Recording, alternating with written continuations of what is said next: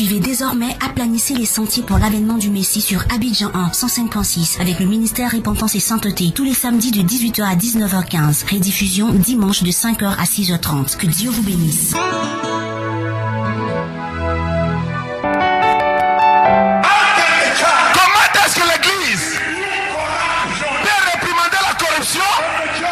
Voilà que l'église est corrompue. I have come with a broom.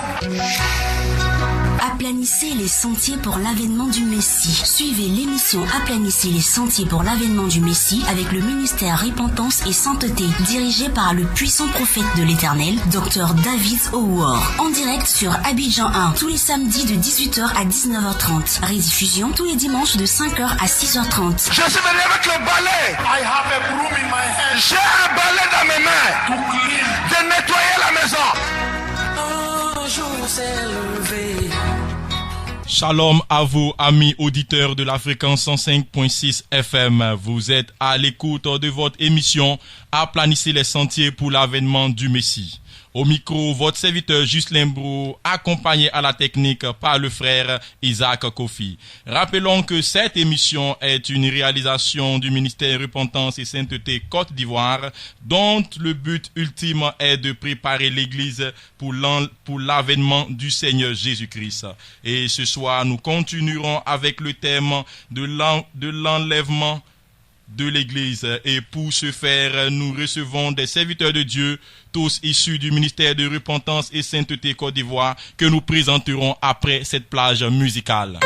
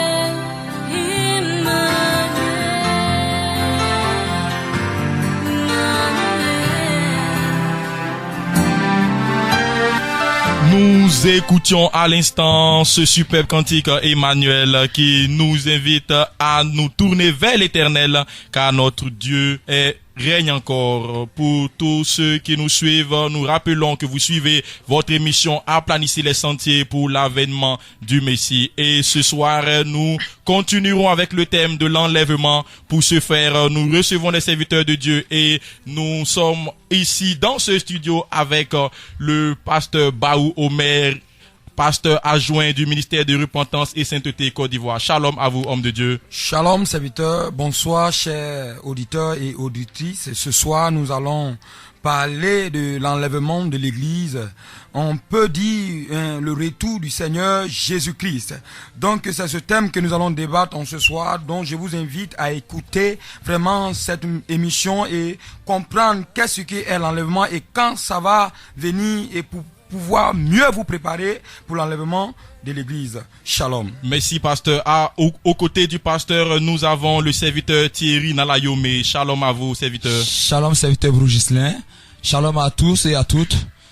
C'est une grâce infinie que l'Éternel Dieu nous accorde d'être ce soir dans ce studio afin de partager ce thème, l'enlèvement de l'Église. Et c'est une occasion parfaite pour le peuple, pour tous les auditeurs qui suivent cette radio maintenant, de prendre les stylos et un bic, une feuille, afin de prendre note de tout ce que nous allons débattre dans ce thème. Car l'enlèvement de l'Église, pour ne pas rester dans l'enlèvement, il faudrait qu'il soit comme on appelle, soumis aux instructions, qu'il puisse écouter et marcher conformément aux instructions que nous allons débattre en ce soir. Shalom à tous. Merci, serviteur. Signalons la présence du serviteur déplé Wilfried. Shalom à vous, serviteur. Shalom, serviteur Bro Gislain. Shalom à tous nos bien-aimés qui nous écoutent ce soir. Et j'aimerais vraiment inviter nos bien-aimés en ce soir de vraiment sur cette émission parce que le sujet dont nous parlons ici, c'est l'enlèvement de l'Église. Et l'enlèvement de l'Église, qu'est-ce que c'est? Qu'est-ce que le peuple de Dieu doit savoir concernant l'enlèvement de l'Église afin de se préparer pour ce jour imminent de Jésus-Christ qui vient bientôt? Alors, j'aimerais vraiment inviter nos bien-aimés à suivre cette émission et à prendre note de sorte à recevoir les enseignements qui seront donnés par les différents serviteurs. Que le Seigneur vous bénisse. Amen. Nous terminons avec le serviteur Sebois Wilfried. Shalom à vous, serviteurs. Shalom à vous, auditeurs et auditrices. Je vous salue encore aujourd'hui. Et le thème que nous allons partager aujourd'hui, c'est encore l'enlèvement, pour savoir quels sont les différents secrets pour véritablement se préparer pour le retour de Christ. Là où tu te trouves, il est préférable pour toi de prêter l'oreille, d'être véritablement attentif à toute parole qui va sortir de la bouche des serviteurs de l'Éternel, afin que tu ne puisses point rester ignorant de ce grand événement. Shalom, serviteur. Merci à vous, serviteur Ulrich. Nous rappelons à ceux qui nous prennent en marche que vous suivez votre émission à planifier les sentiers pour l'avènement du Messie. Et comme nous le disions, ce soir encore, nous traiterons du thème de l'enlèvement de l'Église. Et pour ce faire, nous allons sans plus tarder aller dans la prédication avec le pasteur Baou Omer. Merci. Ce soir, nous allons voir vraiment le thème de l'enlèvement de l'Église. Ce soir, nous allons voir qu'est-ce qu'est l'enlèvement de l'Église et qu'est-ce que ça signifie l'enlèvement de l'Église. Le Seigneur Jésus-Christ parle de cet événement. Bien-aimés, chers Ivoiriens, chers peuple de Côte d'Ivoire, notre Seigneur Jésus-Christ parle vraiment de cet événement qui est l'enlèvement de l'Église. Donc nous allons voir dans la Bible qu'est-ce qu'est l'enlèvement et comment ça va arriver, comment ça va prendre place. Donc chers auditeurs, vraiment restez connectés vraiment ce soir parce que nous allons voir dans les différents détails dans la Bible et comment Dieu, Jésus-Christ a parlé de l'enlèvement de l'Église.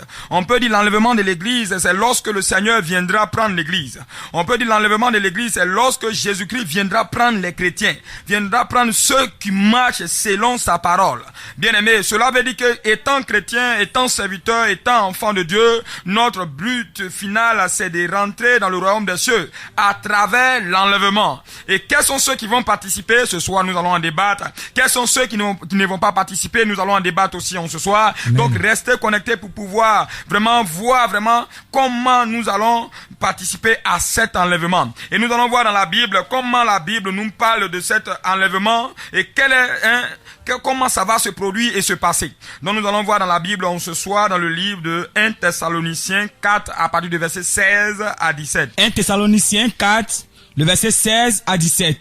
Car le Seigneur lui-même a un signal donné à la voix d'un archange et au son de la trompette de Dieu descendra du ciel et les morts en Christ ressusciteront premièrement.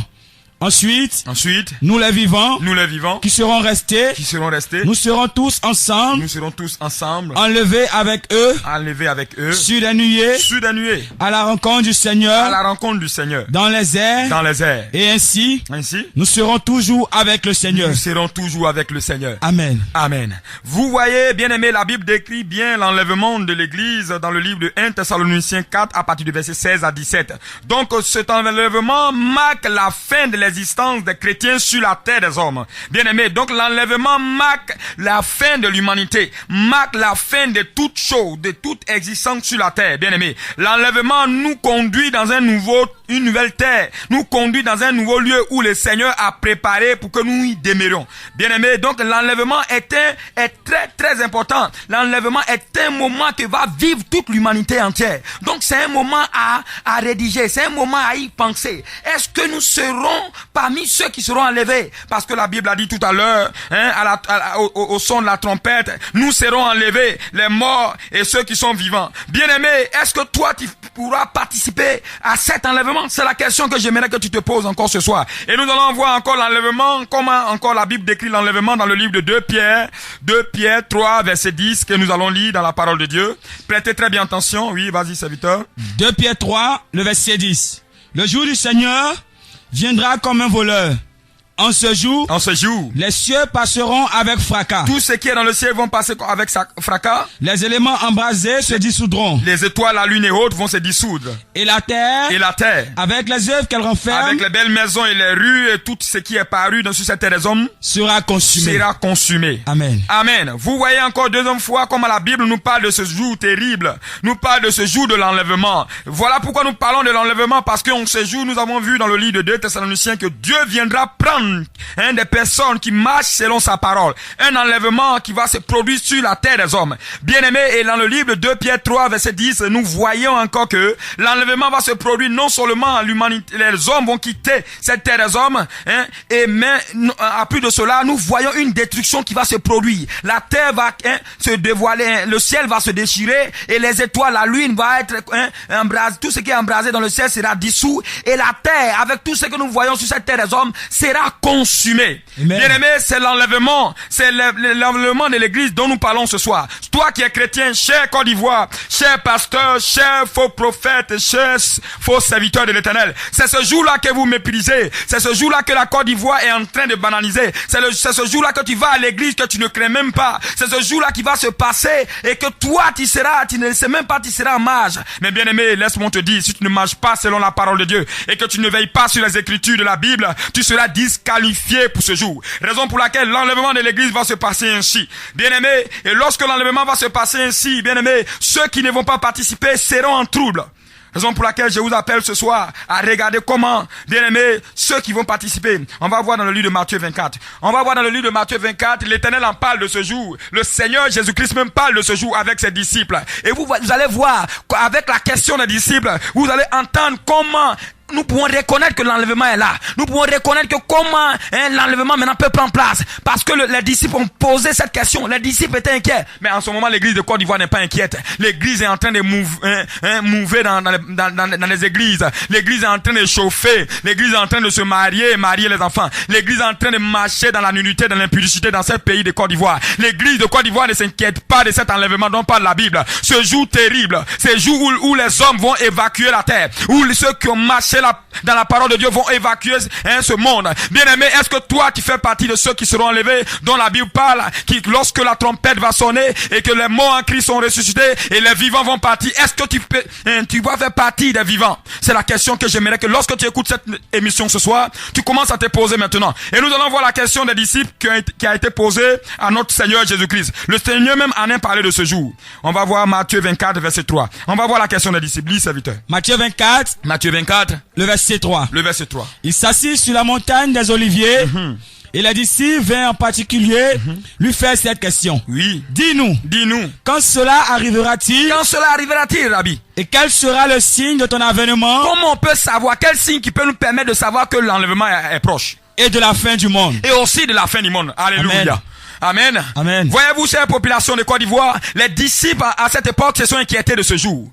Ils ont dit au Seigneur Jésus-Christ, après avoir sorti de Jérusalem, du temple à Jérusalem, laissez-moi vous donner un peu la situation géographique de Jérusalem. Jérusalem, vous allez voir que le temple, là où Jésus-Christ est sorti avec ses disciples, était proche des monts des Oliviers. Et le portail dont ils sont sortis faisait face au mont des Oliviers. Donc, lorsque les disciples avec le Seigneur Jésus-Christ sont sortis du temple, ils ont pris la voie du temple, du mont des Oliviers. Parce que après le mont des Oliviers vient le jardin de Gethsémani. C'est là que Jésus-Christ et ses disciples avaient l'habitude de se reposer. Donc, étant ainsi, lorsque Jésus-Christ, quand il prend le livre de Matthieu 21, Matthieu 22, tu vas voir par là que Jésus-Christ rentrait dans le temple et il a commencé à chasser les voleurs, a commencé à chasser les mendiants, a commencé à chasser ceux qui font le business dans l'église. Malheureusement, la Côte d'Ivoire est dans le business. Mais c'est pas là la question ce soir. Vous voyez?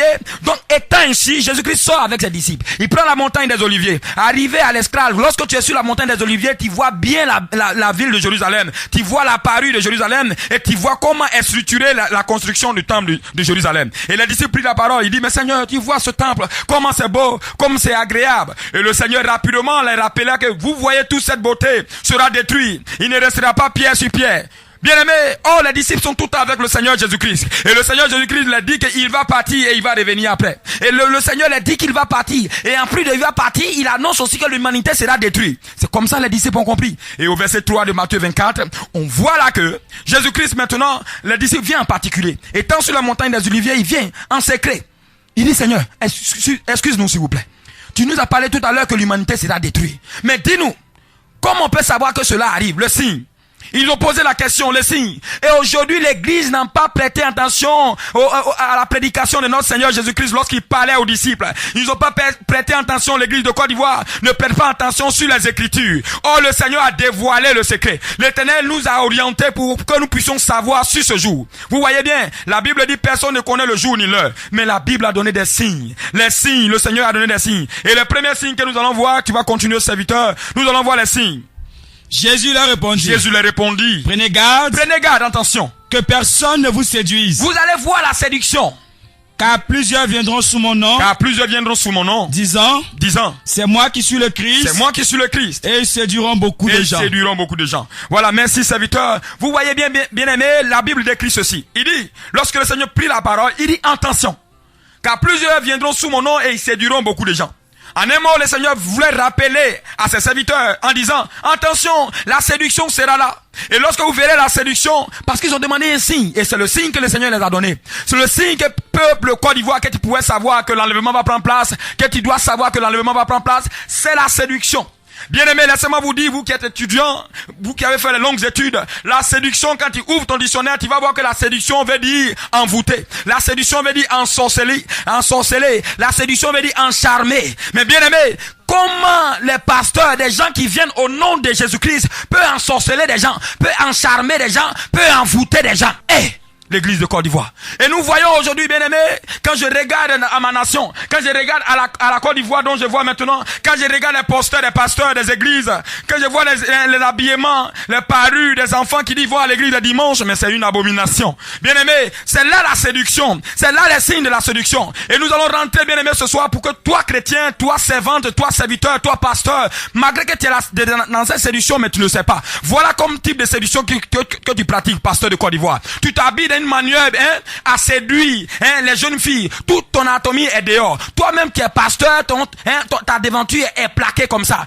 Tu te plaques d'une manière à séduire les jeunes filles. Toi qui es maman pasteur, tu t'habilles, tu laisses les derniers boutons. Un peu on voit la parure de tes seins un peu en haut. Toi maman pasteur, tu vois, tu es dans la séduction sans le savoir. Toi-même qui es dans le groupe choral, on est en train de parler de la séduction. Les signes qui nous montrent que l'enlèvement est là. Alléluia. Amen.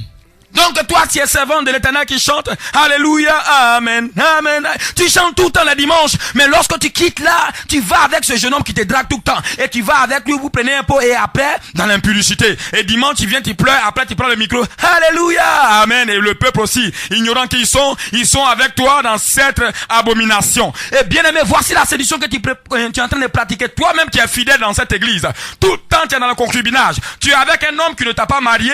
Et en plus de cela, toi-même tu as 2 copains, 2 copines. Toi-même, tu es dans la rue en train de chercher qui marier. Toi, femme qui est dans l'église. Quand tu regardes, non, lui là, il est trop clair. Non, lui là, il est trop court. Moi, j'aime pas les gens qui s'habillent d'une manière. Toi, chrétien, tu es impudique à un niveau vraiment qu'on ne peut pas décrire. Toi, pasteur, tu es en train de faire quoi?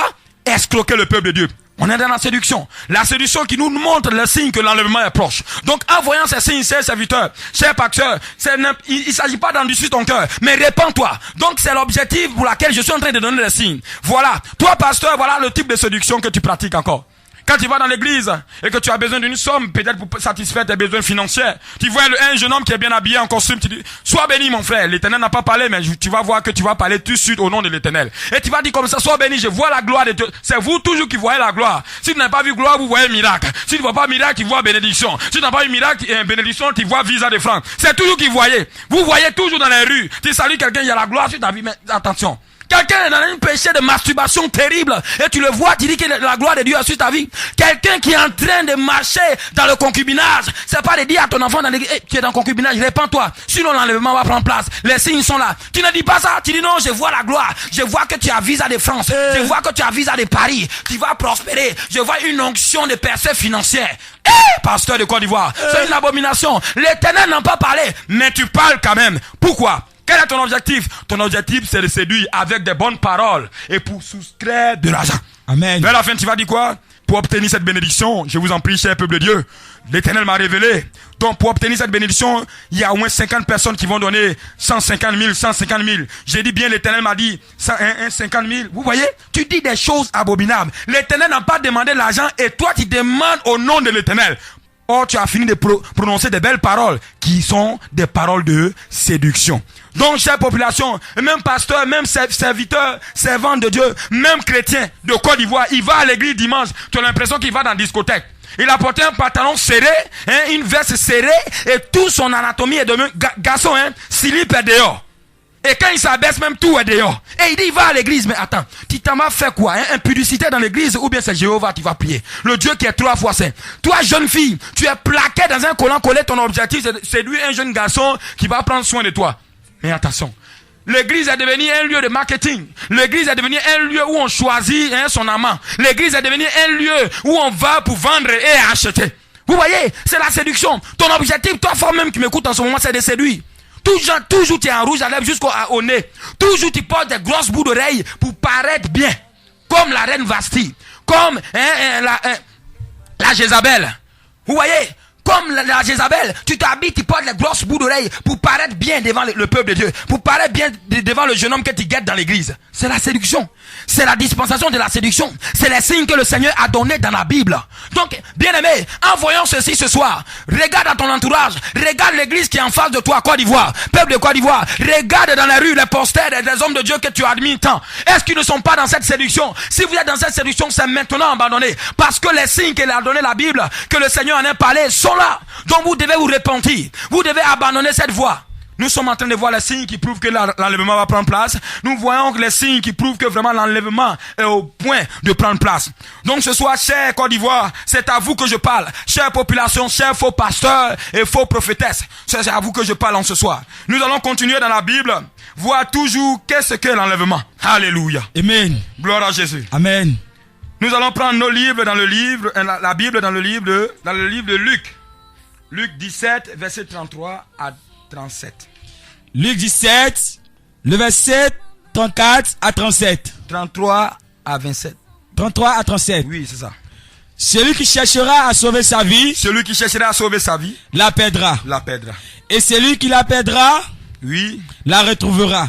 La retrouvera. Je vous le dis. Je vous le dis. En cette nuit-là. En cette nuit-là. De 2 personnes qui seront dans un même lit. De 2 personnes qui seront dans un même lit. L'une sera prise. L'une sera prise. Et l'autre laissée. Attention. De 2 femmes qui La Bible est en train de parler, excuse-moi serviteur, de 2 personnes qui sont sur un même lit. On parle effectivement des mariés. Toi mari, toi femme, vous serez sur un même lit en ce jour-là. Lorsque l'enlèvement va prendre place. Et nous sommes en train de voir maintenant comment l'enlèvement va prendre place. Vous voyez, tu seras sur le lit avec ton mari. Plus que tu es orgueilleuse, plus que le mari aussi est un mari rebelle, impudique, il sort toujours, il regarde d'autres femmes. Soit c'est le mari qui est enlevé, soit c'est la femme qui est enlevée. Et une personne d'entre vous deux sera restée en ce jour. Vous allez à l'église, mais avant d'aller à l'église, c'est vous qui discutez d'abord. Mais je t'ai dit, non, mais faut faire, on va partir. Oh, toi, tu es toujours temps pressé. Et vous discutez dans palabre et vous allez à l'église. Vous êtes des hommes rebelles. Entre vous-même, il n'y a pas la paix. Et vous allez dans la présence de Dieu avec ce type de péché. Mais en ce jour, bien aimé, une personne sera laissée et l'autre sera prise. De 2 femmes qui moudront. Oui, 2 femmes seront en train de faire placali ou à checker ou bien bon, je sais pas quoi d'autre, d'autres activités dans cette terre ivoirienne. Tu seras en train de travailler, toi et ta copine ou bien toi avec ton ami, comme on le dit. Toi avec ton voisin ou bien avec ta voisine. Toi, petit frère, grand frère, seront en train de travailler, moudre, préparer à checker. Et la Bible dit en ce jour, c'est lui qui n'a pas la crainte de Dieu, c'est lui qui n'a pas observé les instructions de la Bible, c'est lui qui n'a pas observé les différents signes que la Bible a donnés pour pouvoir mieux se préparer, comme le dit, en repentance. Bien aimé, ce dernier sera laissé. Et en ce jour, même que c'est ton frère, c'est ta mère, tu es obligé de la laisser. Alléluia. Amen. Amen. Amen. On va continuer. L'une sera prise. L'une sera prise. Et l'autre laissée. Et l'autre sera restée. De 2 hommes qui seront dans un champ. 2 hommes seront dans un champ. L'un sera pris. Oui. Et l'autre laissé. Oui, 2 personnes seront dans un champ d'évangélisation. Un champ vraiment de rendre visite aux âmes. Un champ peut-être au village de Cacao et autres. 2 personnes, mon frère. 2 églises seront ensemble sur un champ d'évangélisation. Et d'autres groupes seront pris et d'autres groupes seront restés. Mais bien aimé, la question que je veux que tu te poses ce soir, c'est quel type tu vas appartenir dans quel type de personne. Ceux qui sont pris ou bien ceux qui sont laissés. Chers Côte d'Ivoire, c'est à vous que je parle ce soir. Prêtez très bien attention pour voir la position que vous allez prendre maintenant. Si tu étais de l'autre camp, viens dans le camp de ceux qui seront pris maintenant. Parce que l'enlèvement va prendre place. Amen. Les signes sont palpables dans les rues de cette nation ivoirienne. Amen. Alléluia. Amen. 2 personnes seront sur un champ. Un champ peut-être d'évangélisation, mais toi tu évangélises et l'autre évangélise. Mais toi, comme tu es dans le péché sexuel, tu finis d'évangéliser et tu vas encore avec ta copine. Tu finis de prêcher et tu vas encore dans l'alcool.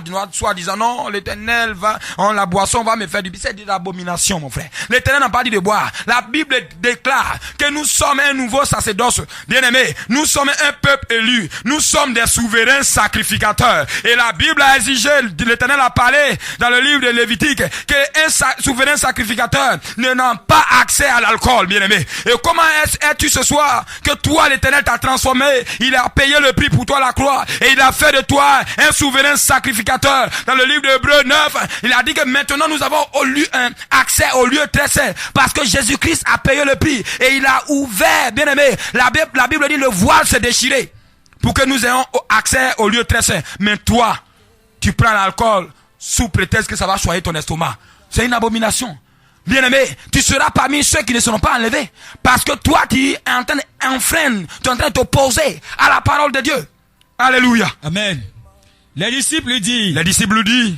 Où serais-je? Où serais-je? Seigneur. Où serais-je? Il répondit. Où sera le corps? Où sera le corps? Là s'assembleront les aigles. Alléluia. Amen. Alléluia. Amen. Peuple de Côte d'Ivoire, écoute la parole de Dieu. La parole de Dieu dit, les disciples ils ont imposé cette question au Seigneur Jésus-Christ. Il dit, Seigneur, mais comment? Où serais-je? C'est où ça va se passer? C'est dans quel endroit que ça va se passer? C'est dans quel pays que ça va se passer? C'est dans quel milieu de vie que ça va se passer, cet enlèvement-là? Alléluia. Où serais-je? C'est où ça va se passer? Bien-aimé, et cette question, tu ne la poses pas. Et le Seigneur a répondu une manière à vous montrer que, bien-aimé, cet événement va se passer dans toute l'humanité entière. Mais il a dit une chose. Alléluia. Que là où est le corps, c'est là se rassemble l'aigle. Alléluia. L'aigle est là, à un endroit où sont les cadavres. Alléluia. Amen. Alléluia. Amen. Et en ce moment, l'église est comme cadavre en Côte d'Ivoire. Il y a plein de morts dans les églises. Les morts sont là, ils vivent, mais il est mort. Tu sens que sa vie spirituelle est morte. Tu sais que lui, là, il est destiné à l'enfer. Parce qu'il vient à l'église, il chante Alléluia, Amen. Mais quand il quitte là, il est esclave de la masturbation. Quand il quitte là, il est esclave du péché sexuel. Il est mort. Tu vois, pasteur, il prêche. Mais quand il quitte là, il est esclave de la boisson. Il est mort. Quand il quitte là, tu vois même, il est nu. Elle est nue. Cette servante de Dieu dont on appelle. Les faux servants de Dieu. Mais elle est morte. Tu vois même cette chante, elle chante, mais après, abomination. Je vois les chants de l'Éternel, que je vais taire le nom, à l'aéroport, en guine plaqué et en tectonique. Côte d'Ivoire. Vous voyez? Mais quel type de personne comme ça que tu peux considérer? La personne est morte en la voyant comme ça. Pasteur, parce que tu n'as pas conseillé ta brebis. Tu n'as pas conseillé le peuple de Côte d'Ivoire. Pasteur, le sang de tous ces derniers sont sur vos têtes. Et lorsque le peuple meurt comme ça, et le Seigneur a dit, quand il y a plein de cadavres comme ça, l'aigle est là en train de planer. L'aigle est là. L'aigle est en train de planer maintenant. Et l'aigle, qu'est-ce que l'objectif de l'aigle, mon frère, ma soeur? Qu'est-ce que l'aigle vient faire là où il y a les cadavres? Selon la parole de notre Seigneur Jésus-Christ. Bien-aimé, souviens-toi bien, l'Éternel, dans le livre, dans l'Ancien Testament, lorsqu'il allait en Égypte, bien-aimé, il a dit à son peuple, souviens-toi que je t'ai pris sur des ailes d'aigle. Alléluia. L'Éternel représente l'aigle. Alléluia. Exode 19:4, on va lire rapidement. Exode 19:4. Tu vas voir que l'Éternel est l'aigle qui vient maintenant prendre l'église. Alléluia. Amen. Amen. Exode 19, le verset 4. Oui. Vous avez vu ce que j'ai fait à l'Égypte. Et comment je vous ai porté sur des ailes d'aigle et amené vers moi. Alléluia. Amen. L'Éternel dit que là où se rassemblent les corps, les cadavres, l'aigle est en train de planer. Et l'aigle vient faire quoi? Là où il y a les cadavres, soi-disant mon frère, ma soeur, là où il y a les cadavres, il y a aussi des gens qui sont en train de pleurer. Il y a des gens qui sont en train de gémir, mais on est dans la mort. Les gens sont en train de mourir dans ma nation, dans le péché. Les gens sont en train de mourir. Répentons-nous, aie pitié de nous. Les gens sont en train de gémir, pleurer pour toi. Bien-aimé, Et souvenez-vous, nous avons eu une retraite tout dernièrement où on allait pleurer pour la nation ivoirienne. Et les gens, des gens qui sont, qui aiment pas le péché, sont en train de pleurer. Sont en train de pleurer vraiment à l'Éternel. Et c'est ces derniers-là qui sont dans la repentance, dans la droiture, dans la justice, dans la sainteté, qui ont la parole de Dieu sous les yeux et qui voient les critères, les caractéristiques vraiment qui prouvent que l'enlèvement va prendre place. Ces personnes qui sont en train de pleurer, c'est pour eux que l'aigle est en train de planer. C'est pas pour les cadavres, c'est pas pour les morts. L'aigle ne mange pas cadavre. L'aigle n'a rien à faire avec cadavre. L'aigle vient prendre, bien aimé, les vivants. Il a dit dans le livre, comme on l'a dit tout à l'heure, dans le livre de Exode 19, il a dit comme ça que je vous ai porté sur les aigles, d'aigles, bien aimé. Et le Seigneur viendra prendre son église et les porter dans le royaume des cieux. C'est pourquoi il est en train de planer. C'est pourquoi l'aigle est là en ce moment, suspendu pour prendre l'église. Bien aimé, c'est en ce moment que tu dois savoir que l'enlèvement va prendre place. C'est en ce moment que le peuple de Côte d'Ivoire, cher pasteur, n'endurcis pas ton cœur, mais répands-toi maintenant. Écoute ces paroles, vérifie dans la Bible, et prends conscience véritablement. L'aigle est là. Parce qu'il y a trop de cadavres dans ma nation. Parce qu'il y a trop de morts dans ma nation. Parce que le peuple est rempli de pourriture. Parce que le peuple est rempli d'esprit de mort. Et l'aigle est en train de planer sur tout le territoire ivoirien et dans toute l'humanité entière. Observe, bien aimé, les Écritures. Car la Bible dit, car là où il y a les cadavres, l'aigle est là. L'aigle représente l'Éternel. L'aigle représente le Seigneur. Il viendra prendre l'église.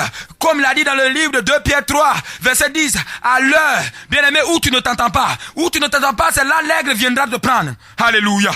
Alléluia. Amen. Gloire à Jésus. Amen. C'est à toi d'examiner ta vie maintenant, bien aimé. C'est à toi de voir si tu es mort ou pas. Bien aimé, l'aigle vient maintenant prendre l'église. Le Seigneur Jésus-Christ vient maintenant prendre l'église. Et c'est de là, on parle de l'enlèvement. Bien aimé, quels sont ton caractère? Quelle est ton habitude, pasteur? Cher serviteur de Dieu, cher faux prophète, faux pasteur, quel est ton caractère maintenant? Il ne suffit pas d'endurcir ton cœur ce soir. Je t'appelle à la repentance. Je t'appelle à régner toutes ces mauvaises pratiques. Car ce jour, c'est un jour terrible. L'enlèvement va prendre place. Et si tu restes, mon frère, tu es en trouble. Tu es en trouble parce que tu as porté le nom de l'Éternel en vain. Tu es en trouble parce que l'Éternel a payé le prix et tu as saboté son sang. Bien aimé, tu es en trouble parce que tu dis que tu es chrétien, tu es chrétienne, mais tu n'abandonnes pas encore le péché sexuel. Tu es encore dans la vanité, la colère, la corruption dans ce gouvernement. C'est les chrétiens, c'est les faux pasteurs. Ils vont escroquer le gouvernement. Dis, gouvernement, je vois que c'est toi le président, tu vas régner pendant 10 ans. Je vois que la gloire de Dieu va te maintenir sur ce pouvoir. C'est mensonge, pasteur. Il va escroquer le président, il va escroquer les ministres, il va escroquer les différents généraux par les mensonges. Pasteur qui est appelé à dire la vérité, pasteur est corrompu. Lorsqu'on t'arrête, tu corrompes les pasteurs, les policiers avec de l'argent. Pasteur, serviteur de Dieu, servant de Dieu, impudique à un niveau incroyable. C'est vous les chrétiens. C'est à vous qu'on parle dans ce soir. Chère population, si vous voyez que l'Éternel nous interpelle sur ces choses, c'est que la Côte d'Ivoire vraiment est en trouble. La Côte d'Ivoire a failli. La Côte d'Ivoire va tout droit en enfer. Imagine-toi de l'église, tu vas en enfer. C'est terrible. C'est terrible. Donc ce soir, chère population d'Abidjan, c'est maintenant que nous devons nous ressaisir. Et toute la Côte d'Ivoire, nous devons nous ressaisir pour nous repentir. Nous appelons à la repentance maintenant. Je vais laisser la parole à tous les serviteurs qui sont dans ce studio pour partager la parole de Dieu.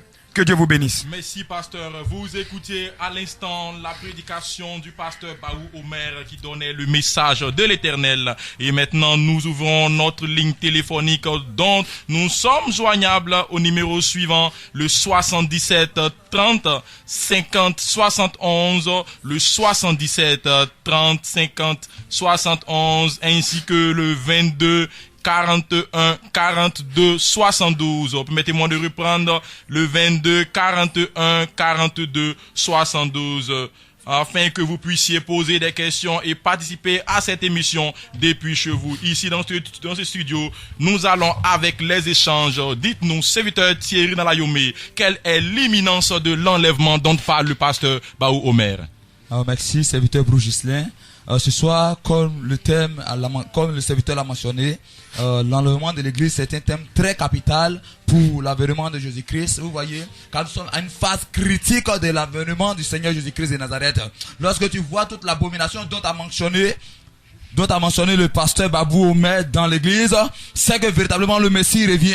Et les signes sont palpables et présentement les vautours sont prêts pour venir dévorer les cadavres. Parce que la Bible dit que en quelque lieu que soient les cadavres, les vautours s'assembleront. Et l'aigle est prêt maintenant pour venir prendre l'église comme il a porté l'église, le peuple d'Israël depuis l'Égypte sur ses ailes. Et l'aigle est prêt à venir. Et l'enlèvement est imminent. Nous allons prendre notre Bible dans le livre de Romains 13 à partir du verset 11. Oui, la Bible dit que cela importe d'autant plus que vous savez en quel temps nous sommes. C'est l'heure de vous réveiller enfin du sommeil. Car maintenant le salut est plus proche que lorsque nous avons cru. Il dit que c'est l'heure de nous réveiller enfin du sommeil. Car le salut est plus proche que lorsque nous avons cru. Je veux dire ce soir à toutes ces personnes, à ces chrétiens, à ces hommes de Dieu, à ces pasteurs, à différents responsables d'église, à ceux-là même qui n'ont jamais accepté Jésus-Christ, à ceux-là même qui ont accepté Jésus-Christ il y a des années. La Bible dit que le salut est plus proche de nous. L'enlèvement de l'église est plus proche de nous que lorsque nous avons accepté Jésus-Christ il y a 3 ans. À chaque jour qui passe, chaque année qui passe, nous tendons vers l'enlèvement de l'église. Nous allons de plus en plus à l'approche de l'avènement de Jésus-Christ de Nazareth. Il dit le jour, il dit que l'enlèvement est proche, il dit que nous sommes proches de l'avènement du Messie. C'est pourquoi maintenant, puisque le Messie revient, c'est l'heure de nous réveiller enfin du sommeil, de sortir, parce que le sommeil, vous voyez, ce n'est pas le sommeil physique, ce n'est pas le sommeil où tu es fatigué parce que tu as trop travaillé et tu as sommeil physiquement, non, c'est le sommeil du péché sexuel, c'est le sommeil d'évangile de prospérité, c'est le sommeil de venez s'aimer, l'Éternel va te bénir, c'est le sommeil de fausse prophétie, c'est le sommeil de péché sexuel dans l'église de l'immoralité sexuelle, c'est le sommeil où les chrétiens aujourd'hui ne suivent plus la parole de Dieu, ne marche plus conformément à la parole de Dieu, mais marche selon le cœur. C'est le sommeil où aujourd'hui les hommes marchent selon leurs propres convoitises, les convoitises des yeux, les convoitises de la chair, l'orgueil de la vie, où tous les hommes de Dieu sont impudiques, où les pasteurs sont impudiques, le groupe choral est impudique, les chants sont impudiques, les mamans pasteurs sont impudiques, où toute l'église est impudique. C'est ça ce sommeil. Il dit que c'est l'heure de nous réveiller enfin de ce sommeil. C'est l'heure maintenant de sortir des braquages spirituels dans l'église, c'est l'heure maintenant de sortir de l'évangile de prospérité dans l'église, c'est l'heure maintenant de sortir de commérage dans l'église, c'est l'heure maintenant de sortir de l'hypocrisie, des vêtements de caméléons, parce qu'aujourd'hui les chrétiens s'habillent des vêtements de loup, mais au fond ce sont des tombeaux blanchis, pleins d'ossements, ce sont des sépulcres ouverts, ce sont des pharisiens, des hypocrites. Les chrétiens maintenant ne marchent plus conformément à la parole de Dieu, mais la Bible nous dit dans ce soir, dans le livre de Romains 13, à partir du verset 11, c'est l'heure de nous réveiller enfin du sommeil, parce que le salut, le retour de Jésus-Christ est proche. Qu'il y a 2 mois lorsque tu avais accepté Jésus-Christ, qu'il y a 5 ans lorsque tu t'es converti, qu'il y a 5 ans lorsque tu as été ordonné pasteur. Il dit que l'enlèvement de l'église est proche. Regarde pendant que maintenant tu as changé. Lorsque tu avais accepté Jésus-Christ, lorsque tu t'es ordonné pasteur, tu prêchais la sainteté, la justice. Il y a des années, maintenant ton l'évangile est transformé. C'est l'évangile des démons, l'évangile des percées financières. Il dit le salut est plus proche. Pasteur, abandonne cet évangile. Évangéliste, abandonne ces choses.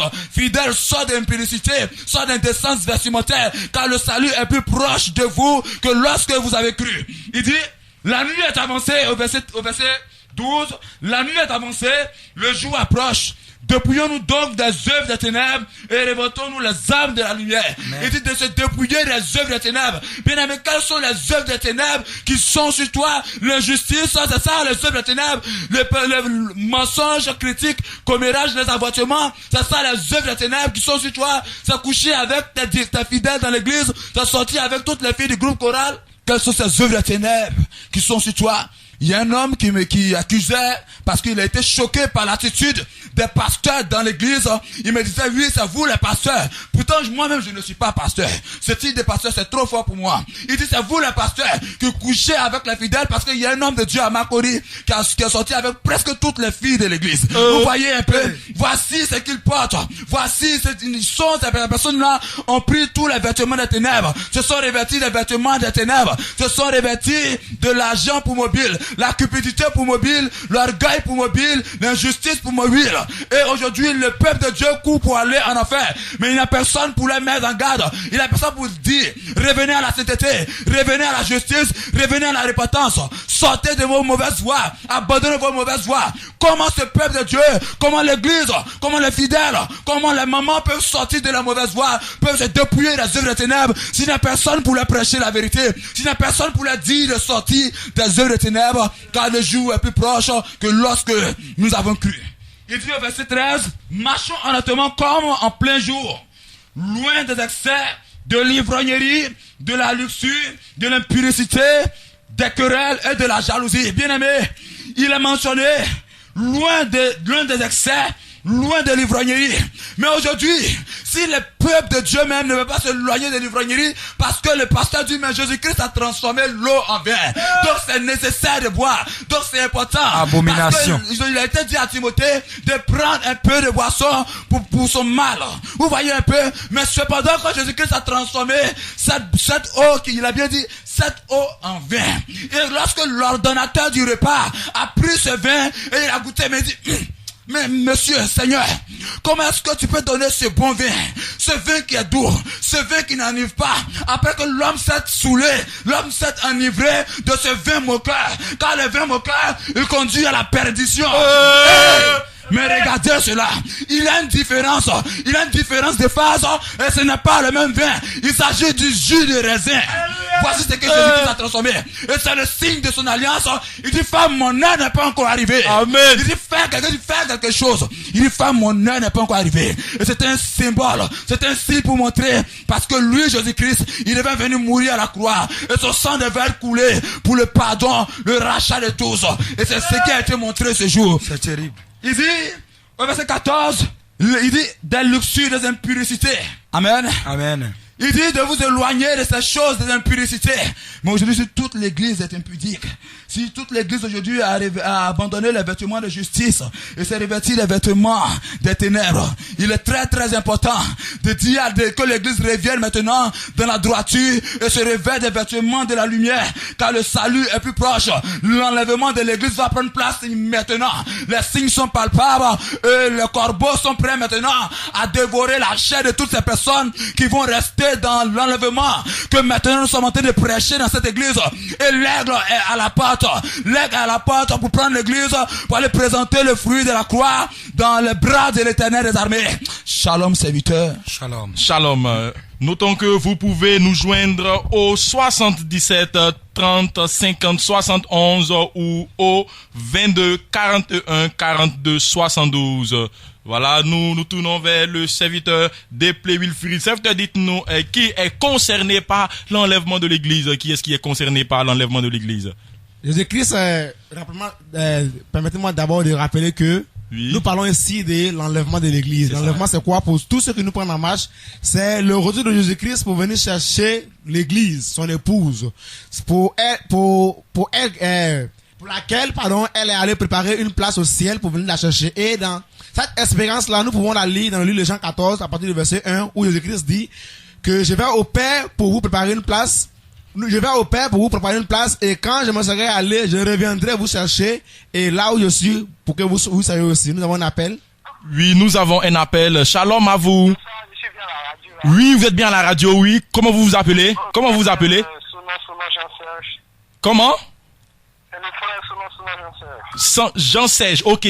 D'où nous appelez-vous? Bon, j'appelle à Djamé. Vous appelez à Djamé, oui. Allons-y, vous avez la parole. Ok, je voulais savoir si, parce que j'ai entendu les propos du pasteur là. Oui. Et je voulais savoir si un chrétien. Oui, si un chrétien. Oui. Pêche-t-il encore? C'est ce que je voulais savoir. Si vous voulez savoir si un chrétien qui a accepté Jésus pêche-t-il encore? Et vous posez la question au pasteur. Voilà, ok, merci à vous. Ok, pasteur, le serviteur demande, est-ce qu'un chrétien qui a accepté le Seigneur pêche-t-il encore? Merci, cher frère, j'aimerais bien connaître ton nom, mais restez en ligne. Oui, car nous allons prendre la Bible et vérifier ensemble si un chrétien qui a accepté le Seigneur Jésus-Christ peut pécher encore. Oui, serviteur, tu vas lire pour nous. 1 Jean 3, le verset 8. À partir du verset 8. Oui. Celui qui pêche. Celui qui pêche. Est du diable. Est du diable. Car le diable pêche. Car le diable pêche. Dès le commencement. Dès le commencement. Le Fils de Dieu est apparu. Le Fils de Dieu est apparu. Afin de détruire les œuvres du diable. Afin de détruire les œuvres du diable. Quiconque est né de Dieu. Quiconque est né de Dieu. Ne pratique pas le péché. Ne pratique pas le péché. Parce que la semence de Dieu. Parce que la semence de Dieu. Demeure en lui. Demeure en lui. Et il ne peut pécher. Il ne peut pécher. Parce qu'il est né de Dieu. Alléluia. Amen. Amen. Laisse-moi t'expliquer, bien aimé, ce que veut dire la Bible. La Bible dit ce soir que quand tu es en Christ, tu ne peux plus pécher. Parce que la sémence de Dieu demeure en toi. Et quelle est cette sémence de Dieu qui demeure en toi? Et j'ai souvent dit à une personne en disant ceci. Vois-tu Dieu?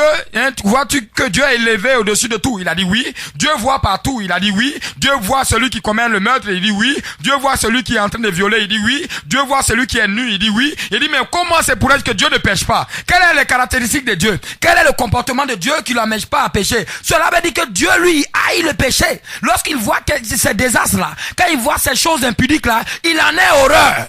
C'est le caractéristique que tu dois avoir, étant chrétien. C'est en cela, lorsque ceci est dans ta vie, on peut reconnaître que ceci là, Dieu lui-même va reconnaître que toi qui n'es pas dans ces choses là.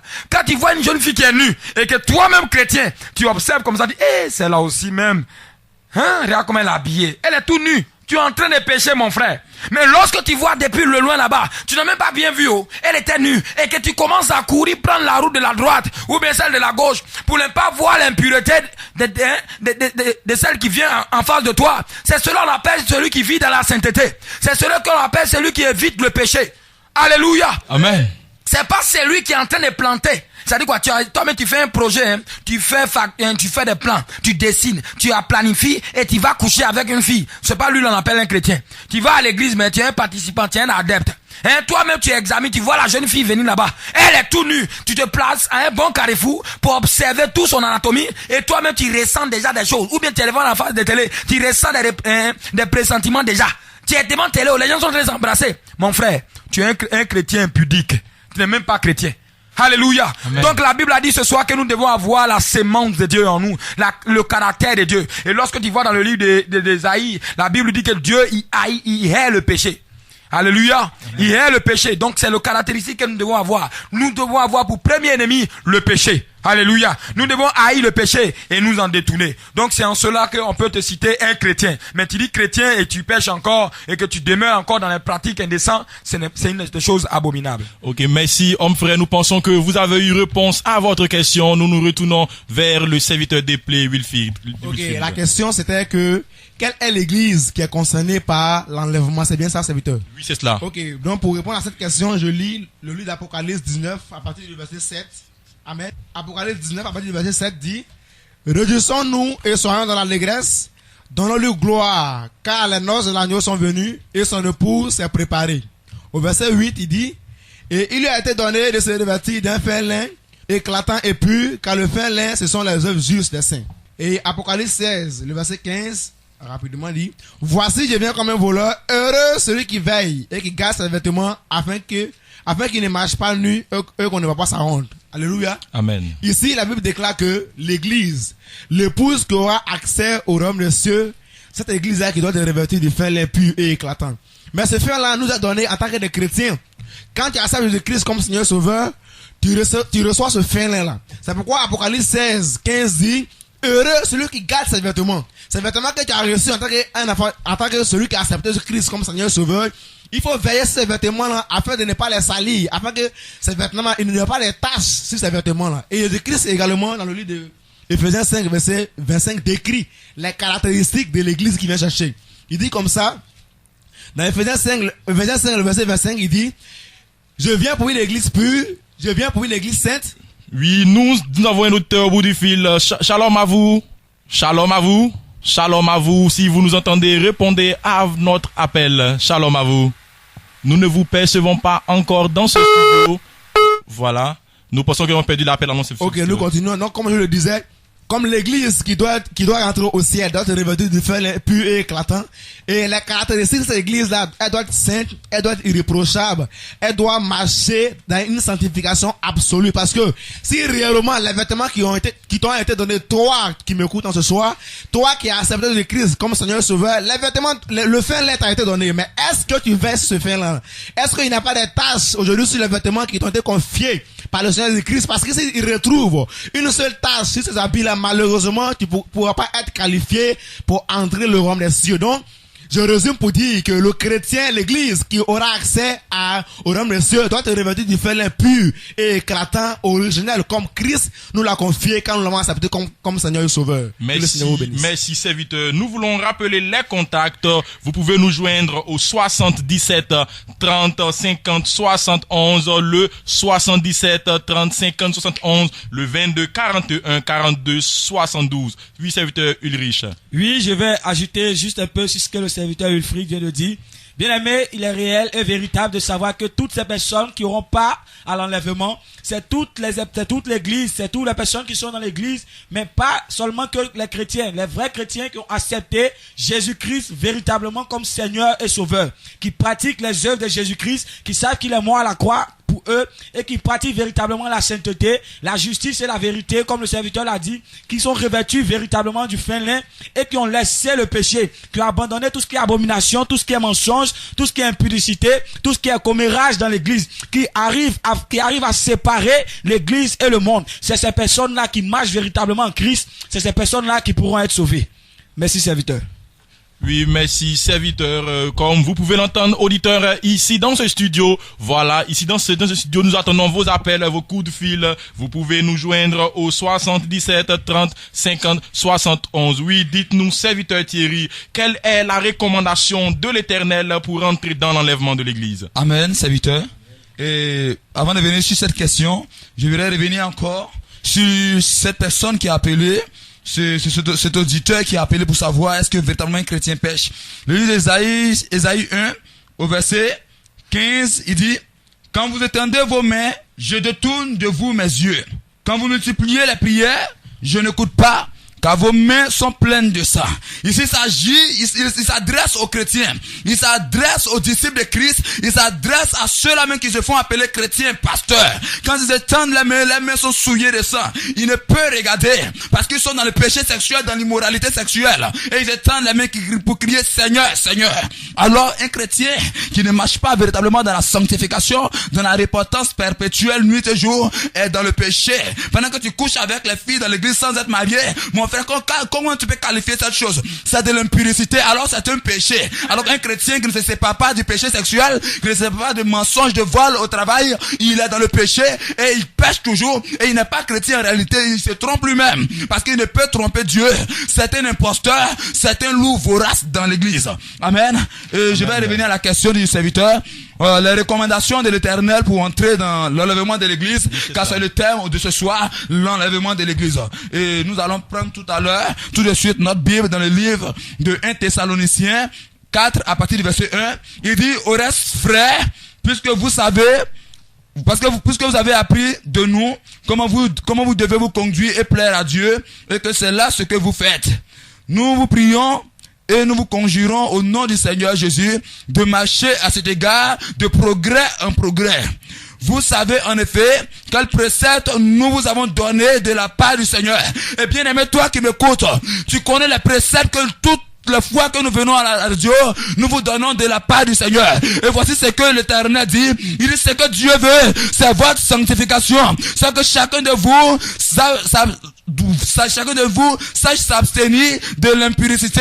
Et c'est ce précepte-là que toutefois que nous sommes ici, nous vous disons. La recommandation de l'Éternel, c'est que chacun de vous doit savoir s'abstenir de l'impudicité, du péché sexuel, de l'indécence vestimentaire. Ça, c'est la recommandation de l'Éternel. Il dit que chacun de vous sache posséder son corps dans la sainteté, dans l'honnêteté, sans vous livrer à de convoitises passionnées comme le font les païens qui ne connaissent pas Dieu. Mais aujourd'hui, quand tu vois dans l'église, ceux-là qui se disent enfants de Dieu, qui connaissent Dieu, ils ont les mêmes attitudes.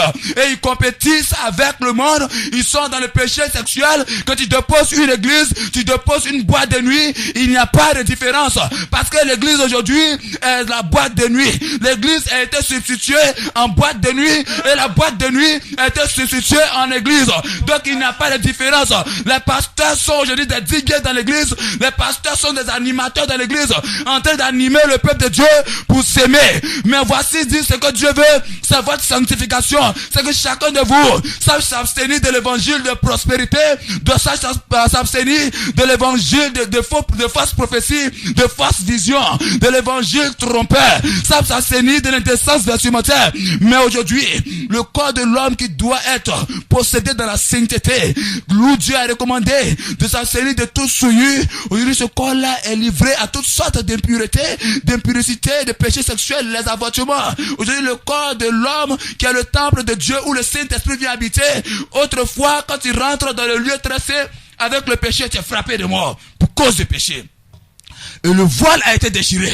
Le corps de l'homme qui est devenu le lieu très saint, qui est aujourd'hui l'habitation du Saint-Esprit, où la gloire de Dieu vient reposer, est devenu une habitation de tous les démons, de tous les esprits impurs, de tout ce qui est abomination, les oiseaux odieux.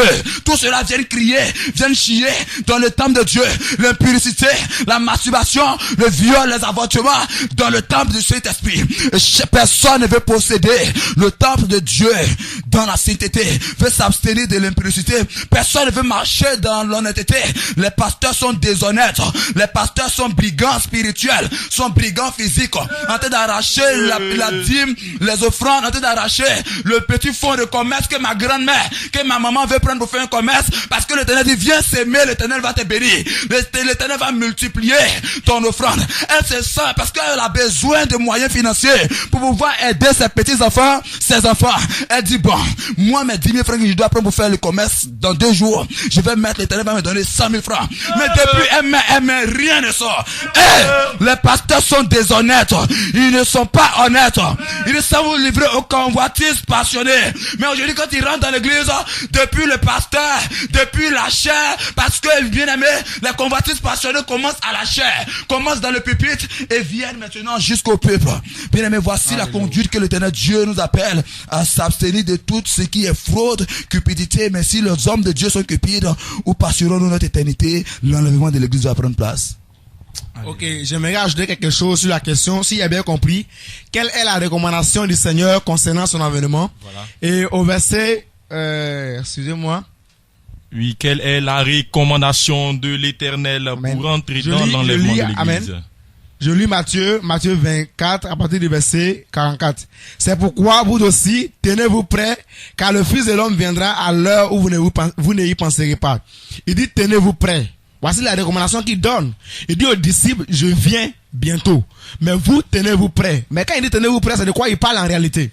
Et quand on lit dans le livre de 1 Corinthiens 9, le verset 27, l'apôtre Paul dit, je traite durement mon corps.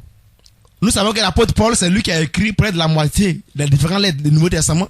Il dit, je traite durement mon corps, je le tiens assujetti, de peur d'être rejeté, moi, l'apôtre Paul, après ça va prêcher aux autres. Vous voyez un peu. Donc, il s'efforce, en d'autres mots, il s'efforce à plaire à Dieu. Il fait violence sur lui pour marcher dans la crainte de l'Éternel. Il fait violence sur lui pour marcher dans la sainteté, pour plaire à Dieu, pour ne pas le rejeter ce jour où Christ viendra pour prendre l'église, bien aimé. Parce que plusieurs disent que c'est vrai Jésus-Christ, il est aussi saint, je pense que je suis qualifié pour le ciel. Mais après avoir accepté Jésus-Christ, si tu penses que tu es déjà qualifié pour le ciel, de quel rejet l'apôtre Paul parle? Parce qu'il y a tellement de confusion aujourd'hui à l'église. L'apôtre Paul dit, il traite durement son corps pour ne pas le rejeter. Si lui, l'apôtre Paul, donc, il n'était pas sauvé alors. Si lui, l'apôtre Paul, parle du rejet. Mais qu'en est-il de toi aujourd'hui qui est dans l'église? Autrement dit, aujourd'hui, si réellement en tant que des chrétiens, on ne fait pas violence sur nous pour marcher dans la sanctification que la Bible nous exige, on ne pourra pas hériter le royaume des cieux. C'est ça la vérité biblique. Que le Seigneur vous bénisse. Amen. Nous pensons que le pasteur veut intervenir sur cette question. Vraiment, je suis vraiment touché par vraiment ce caractère de l'église en Côte d'Ivoire. L'église est dans un percé de péché, dans une profondeur vraiment terrible. Et l'église a de ces différentes excuses que ses serviteurs viennent de dénoncer, soit disant, je suis déjà chrétien, je n'ai plus besoin de repentance et autres. C'est des abominations, c'est des excuses pour demeurer dans le péché. Et les pasteurs enseignent ce type d'enseignement pour maintenir les jeunes filles avec eux dans l'impudicité. Et la Bible même déclare ici dans le livre de Galates 6 à partir du verset 7, il dit, ne vous y trompez pas. On ne se moque pas de Dieu. Ce qu'un homme aura sémé, il le moissonnera aussi. Bien aimé, vous voyez bien, donc l'enlèvement va prendre place. Et pourquoi l'enlèvement? Et lorsque l'enlèvement va prendre place, ce que tu vas moissonner, c'est ce que tu vas récolter. Si tu passes ton temps dans l'impudicité, l'enlèvement va te trouver là. Bien aimé, tu vas moissonner l'impudicité. Et tout ce qui est de l'impudicité, bien aimé, c'est l'enfer. Alléluia. Amen. Alléluia. Amen. Donc c'est pourquoi, chère population, nous sommes là en ce soir, cher peuple de Côte d'Ivoire. Voyez-vous, on ne doit pas, vous ne vous moquez pas de l'Éternel. On ne se moque pas de Dieu. Il est Dieu. Le Seigneur Jésus-Christ est Dieu. Donc ne vous moquez pas en mettant vos vies dans le péché et en demeurant soi-disant je suis chrétien, baptisé, confirmé et autres. L'enlèvement va prendre place. Le Seigneur Jésus-Christ vient prendre l'église. Il a dit dans le livre de l'Apocalypse 21, à partir du verset 8, il dit, mais pour les lâches, les incrédules, les abominables, les meurtriers, les débauchés, les magiciens, les idolâtres et tous les menteurs, le part sera dans les temps ardents de feu et de souffle, ce qui est la seconde mort. Donc, chère population de Côte d'Ivoire, pasteur, n'endurcissez pas votre vie. L'Éternel vous adresse ces mots en ce soir pour que vous reveniez à la repentance. Une repentance sincère, sérieuse, qui porte le fruit de sainteté, de droiture et de justice. Bien aimé, c'est en cela que l'Éternel vous interpelle ce soir. Sans la sainteté, nul ne verra la face de Dieu. Mais pourquoi blaguez-vous vous-même? Pourquoi vous moquez de vous-même, bien aimé? Ce soir, je vous appelle à la repentance, car l'enlèvement est proche et les signes sont palpables. Merci, pasteur. Rappelons que vous pouvez nous joindre au 77 30 50 71 pour poser des questions et participer à cette émission. Serviteur Ulrich Sebois, dites-nous, est-ce que l'église en Côte d'Ivoire, qui se dit chrétienne, ne peut prendre part à l'enlèvement de l'église? Merci, serviteur Ghislain, pour cette belle question.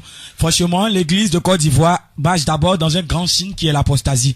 Pourtant, la Bible déclare que l'apostasie est une rébellion devant la face de l'Éternel. Et nous sachons que depuis le commencement, toute rébellion a été bannie du ciel.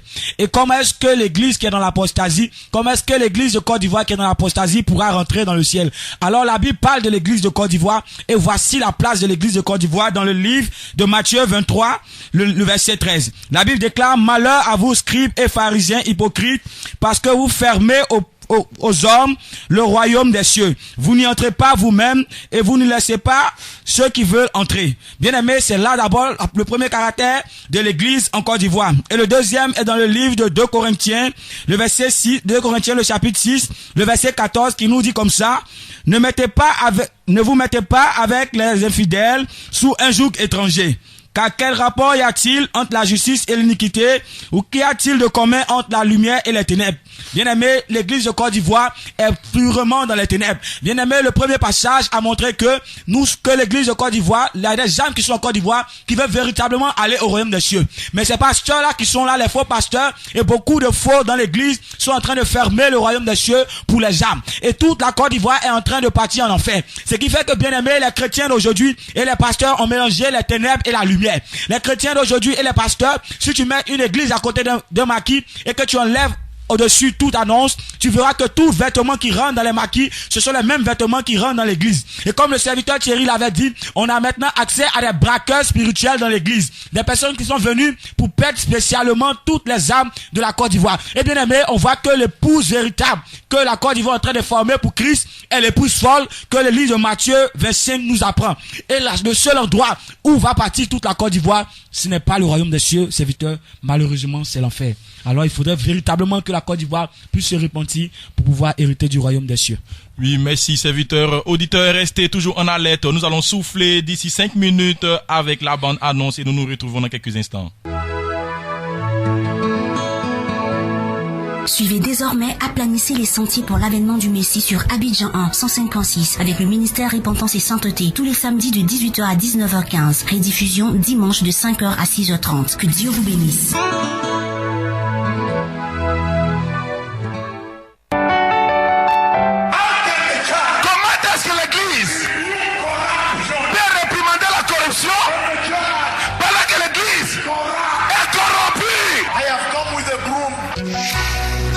Aplanissez les sentiers pour l'avènement du Messie. Suivez l'émission Aplanissez les sentiers pour l'avènement du Messie avec le ministère Repentance et Sainteté, dirigé par le puissant prophète de l'Éternel, Dr David Howard. En direct sur Abidjan 1, tous les samedis de 18h à 19h30. Rediffusion tous les dimanches de 5h à 6h30. Je suis venu avec le balai. I have a broom in my hand. J'ai un balai dans mes mains. To clean. De nettoyer la maison. Un jour s'est levé. Donnons maintenant quelques informations. Le ministère de Repentance et Sainteté Côte d'Ivoire est assise à la Riviera Palmeraie, rue Ministre, en face de la pharmacie rue Ministre. Vous pouvez joindre son secrétariat au 57 74 10 98. Le bishop Dr Augusto Makengo est aussi joignable au 77 30 50 71. Nous notons que le ministère de Repentance et Sainteté Côte d'Ivoire dispose de cellules de prière qui se tiennent chaque mercredi à 19h. Nous avons la cellule de l'université Félix Houphouët-Boigny dont le responsable est joignable au 47 32 83 13. Nous avons la cellule du complexe à la Riviera Palmeraie dont le responsable est joignable au 08 98 89 86. Nous avons la cellule d'Aquedo Atier à la Riviera Faya, dont le responsable est joignable au 47 54 25 38. Nous avons la cellule d'Adjamé Cité Fermont, dont le responsable est joignable au 07 84 35 50, la cellule de l'université Nangui Abrogwa d'Abobo Adjamé, dont le responsable est joignable au 58 33 17 21. Nous avons la cellule de Benjerville dont le responsable est joignable au 49 60 26 52. La cellule de Yopougon-Kouté dont le responsable est joignable au 47 82 41 07. Signalons que les cellules de Benjerville et de Yopougon-Kouté se tiennent exceptionnellement les samedis à 19h. Et nous retournons dans notre thème ici, dans ce studio. Nous nous tournons vers le serviteur Thierry. Serviteur Thierry, dites-nous quel châtiment l'Éternel réserve à ceux qui vont rester dans l'enlèvement. Amen. Prenons notre Bible dans le livre de 1 Pierre 4 au verset 17. Il dit, c'est le moment où le jugement va commencer par la maison de Dieu. Or, si c'est par nous qu'il commence, quelle sera la fin de ceux qui n'obéissent pas à l'évangile de Dieu. Bien, mais c'est une interrogation. Le jugement va commencer, et il dit c'est par la maison de Dieu que le jugement va commencer. Quelle sera la fin de ceux qui n'obéissent pas à l'évangile de Dieu? Il dit, l'Éternel Dieu répond à la question, l'interrogation posée dans le livre de 1 Pierre 4 au verset, je pense, 14. Il dit dans le livre de 2 Thessaloniciens 1 au verset 8, au milieu d'une flamme de feu, pour punir ceux qui ne connaissent pas Dieu, et ceux qui n'obéissent pas à l'évangile de notre Seigneur Jésus. Ils auront pour châtiment une ruine éternelle, loin de la face du Seigneur et de la gloire de sa force. Bien aimé, il dit dans une flamme éternelle, dans une ruine éternelle. Et ces personnes-là auront pour fin la flamme de feu, le feu de l'enfer. Parce que l'enlèvement de l'église va prendre place. C'est imminent, c'est capital. Et Jésus-Christ de Nazareth se tient à la porte maintenant pour prendre l'église. Il dit ceux qui n'obéissent pas à l'évangile de Dieu. Ça veut dire que ce sont des personnes qui ont accepté Jésus-Christ. Ce sont des personnes qui se disent chrétiens, qui le connaissent. Mais parce qu'ils n'obéissent pas, il dit dans une flamme de feu, cette flamme de feu leur est réservée pour une ruine éternelle. Shalom, serviteur. Oui, pasteur. Merci bien. Chère population de Côte d'Ivoire, je vous remercie de rester tout le temps, toujours à l'écoute de cette radio pour vous apercevoir la parole de Dieu. Et laissez-moi vous dire cet événement que nous parlons de l'enlèvement. Apocalypse 16, verset 15 l'a dit, il dit, voici je viens comme un voleur. Le Seigneur est à la porte. Le Seigneur Jésus-Christ vient. Et vous voyez, tout ce que nous ouvrons, tout ce que nous partageons ce soir, c'est attirer votre attention sur les Écritures pour que chacun d'entre nous puisse parvenir, participer à cet événement. Il dit au verset 15, il dit, voici je viens comme un voleur. Heureux celui qui veille et qui garde ses vêtements, afin qu'il ne marche pas nu et qu'on ne voit pas sa honte. Bien-aimé, une honte éternelle, c'est terrible. C'est pourquoi nous insistons, nous persistons, bien-aimés, dans la parole de Dieu, pour sortir tous les critères, toute la parole de Dieu devant vous, pour étaler la parole de Dieu, pour que chacun d'entre nous puisse être conscient de cet événement qui est si proche, si imminent, avec cet événement qui va surprendre cette nation, la Côte d'Ivoire. Chère population, s'il vous plaît, ressaisissons-nous la Côte d'Ivoire. Pasteur, évêque, quel que soit ton nom, ton titre, ressaisissons-nous, bien-aimés. L'enfer n'est pas un endroit à vivre, mais le Seigneur vient. Il vient. S'il vous plaît, apprêtons-nous pour le recevoir. Et la Bible dit de garder ses vêtements, les vêtements de sainteté, les vêtements de justice, les vêtements de droiture, les vêtements d'honnêteté. C'est en cela, bien-aimé, tu pourras participer. Alléluia. Amen. Donc vraiment, que Dieu vous bénisse. Shalom. Voilà, serviteur Ulrich, votre mot de fin.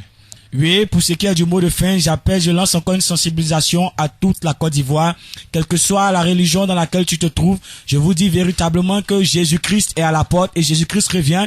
Et je vous dis comme ça que le temps que nous sommes en train de vivre actuellement, c'est une grâce que l'Éternel nous donne afin de véritablement se repentir, car bientôt viendra où la mort va fuir la terre et seulement que le tourment va posséder toute l'humanité. Alors que la Côte d'Ivoire véritablement change de vie pour pouvoir se préparer pour le royaume des cieux. Shalom, serviteur. Oui, serviteur Wilfried. Pour le mot de fin, j'aimerais d'abord que celui ou celle qui m'écoute se pose une seule question.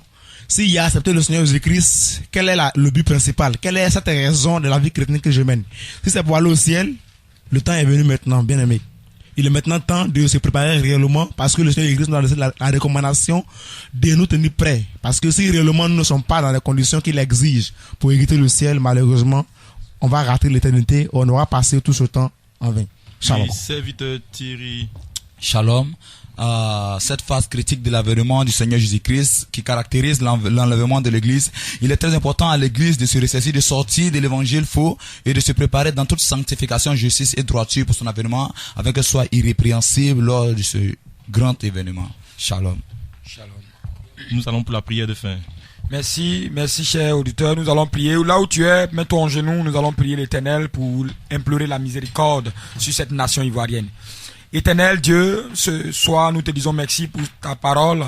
Seigneur, nous nous repentons pour toutes nos vies, toutes nos caractères, nos comportements, tout ce que nous avons vécu étant pasteur, serviteur, homme de Dieu, toutes ces choses abominables que nous avons pratiquées. Aie pitié de nous, Seigneur, et pardonne la Côte d'Ivoire. Viens, Seigneur, comme tu es là déjà, Seigneur, viens visiter la Côte d'Ivoire par ton réveil, par la repentance, par la droiture, par la justice. Merci encore, Éternel, que l'honneur et la gloire, la louange et la majesté te soient rendus au siècle des siècles, dans le nom précieux de Jésus-Christ que nous t'avons prié.